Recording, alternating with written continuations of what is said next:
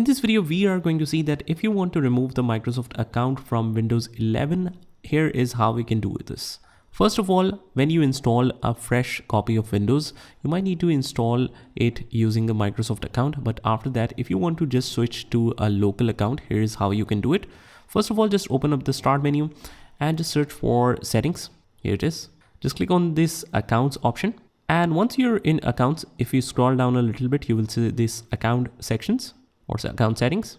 Click on your info and just scroll a little bit down, and it says Microsoft account. Windows is better when settings and files automatically sync. But if you want to sign in with a local account instead, you can do that as well.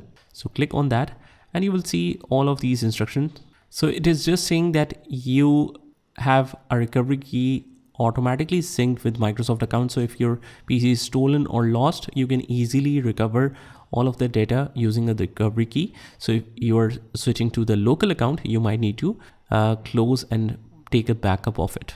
So you can take the backup of it, but let's say I want to skip this step. That is part of the separate video. So let's click on skip this step, and it's again advising us to not switch it because all the personalized settings will be gone. So if you are sure about that, click on next. And then it asks for the confirmation of the Windows PIN. Click OK, next. And then it will ask you for the local info, username, new password, confirm, and password hint. You can set that. And after that, just sign out and you can restart your Windows afterwards once the Windows start. So I'll show you the further process. Okay, so now we have restarted our device. Let's go to the account section. And here we see your info. I've just kept the name of accounting, and this time you can see that instead of Microsoft account, it says local account as an administrator.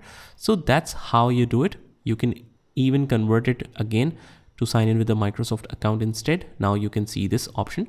So pretty straightforward process here, guys. I hope you found this video helpful. And if you did, hit the like button and subscribe to our channel, and I will see you in the next one.